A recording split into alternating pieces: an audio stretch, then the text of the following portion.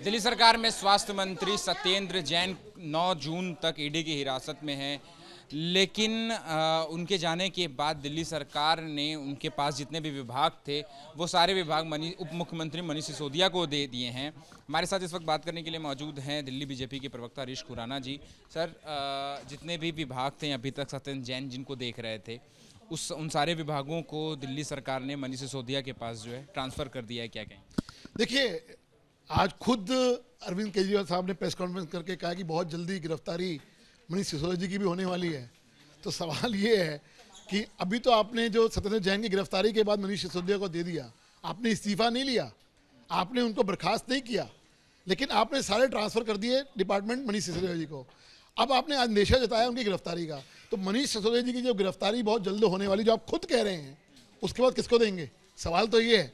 लेकिन सवाल ये उठता है कि पंजाब के अंदर आपके मानक दूसरे हैं, दिल्ली के अंदर मानक आपके दूसरे हैं।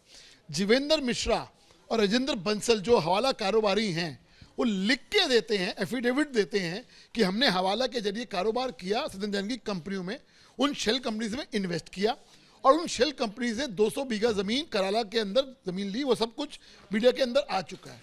लेकिन आप 10 दिन के रिमांड के बावजूद उनको आप बर्खास्त नहीं कर रहे हो, क्योंकि आपको मालूम है कि वो अगर उन्होंने उनको बर्खास्त कर दिया तो जो जांच की आंच है वो आपके गले पड़ जाएगी और बर्खास्त की आज जी सर, आज पीसी में भी सर काफ़ी इमोशनल हो गए थे केजरीवाल जी। सिसोदिया के बारे में उन्होंने कहा कि बहुत जल्दी जो केंद्रीय जांच एजेंसी हैं वो सिसोदिया के ऊपर भी रेड मार सकती हैं। तो और इस पीसी में काफ़ी इमोशनल भी हो गए थे। तो कहीं ना कहीं क्या केजरीवाल साहब को किस बात का डर सता रहा है? ही इमोशनल जो कार्ड था उन्होंने पंजाब के टाइम भी खेला था। आज वो इमोशनल कार्ड कहाँ गया आपका, जब आपके दिल्ली के अपने मंत्री आज 10 दिन की पुलिस रिमांड, 10 दिन की ईडी रिमांड के ऊपर हैं? आज कहाँ गया? सबूत चिल्ला चिल्ला के कह रहे हैं कि कहीं ना कहीं सत्येंद्र जैन की प्राइमा फेसी इन्वॉल्वमेंट है। मैंने कल रात को ट्वीट किया, जो आप ही के चैनल पे चला था, कि तोमर के टाइम पे भी ऐसे ही इमोशनल हुए थे और तोमर के टाइम पे ऐसे ही क्लीन चिट दी थी तोमर को, याद करिए। वो मैंने ट्वीट भी किया और आप ही के चैनल पे चला है। वो जब इमोशनल कार्ड खेला तो आज तोमर का हाल क्या सबको मालूम है। तो आज वही इमोशनल कार्ड फिर खेल रहे हो।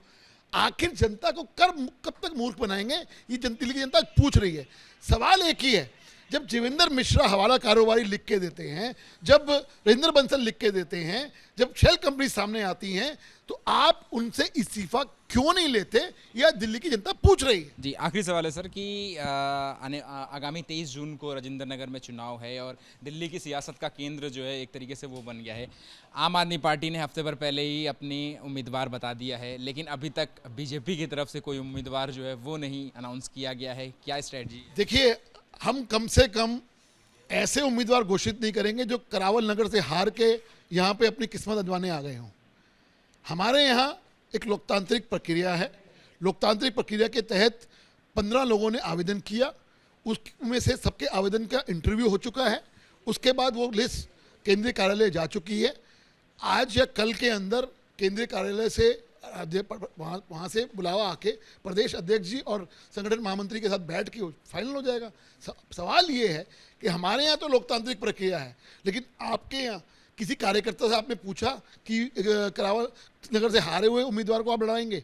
विजेंद्र गर्ग जो पिछली बार चुनाव हारे थे, जो जीते थे, पिछली बार विधायक थे राघव चड्ढा से पहले, उनसे पूछा गया या वहाँ की जनता से पूछा गया? आप तो कहते थे हम लोगों से पूछ के राय लेके हम कैंडिडेट खड़े करते हैं।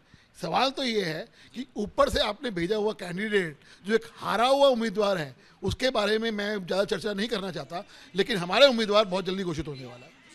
तो अच्छा, एक सवाल ये भी रहेगा सर कि स्ट्रेटजी क्या होगी अगर पंजाबी वोटर राजेंद्र नगर की बात करें तो पंजाबी वोटर और पूर्वांचली को मिला दें तो 68% वोटर हो जाते हैं। तो आप लोगों की स्ट्रेटजी क्या है? भारतीय जनता पार्टी कभी भी जाति के आधार पर टिकट नहीं देती है।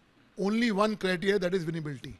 हमारा क्राइटेरिया से विनेबिलिटी है और निश्चित तौर के ऊपर आप देखिएगा इस बार जो गलती राजेंद्र नगर की जनता कह रही थी हमने गलती कर दी, राजेंद्र नगर खुद को कह रहे हैं कि हमें गलती हो गई हमसे राघव चड्ढा को बना के, वो गलती दोबारा नहीं होगी और निश्चित तौर पर भारतीय जनता पार्टी का परचम वहाँ लहराया जाएगा। जी, तो ये थे दिल्ली बीजेपी के प्रवक्ता हरीश खुराना जी, जिनका कहना है कि 1-2 दिन के अंदर राजेंद्र नगर से बीजेपी के जो कैंडिडेट हैं उनकी घोषणा हो जाएगी। 15 कैंडिडेट का इंटरव्यू हुआ था, जिससे जो है जिनके नाम जो है केंद्रीय नेतृत्व को भेज दिए गए हैं, और केंद्रीय नेतृत्व की तरफ से जल्द ही कल या परसों में जो नाम है वो फाइनल कर दिए जाएंगे और राजेंद्र नगर के उपचुनाव में बीजेपी का जो प्रत्याशी है वो घोषित कर दिया जाएगा।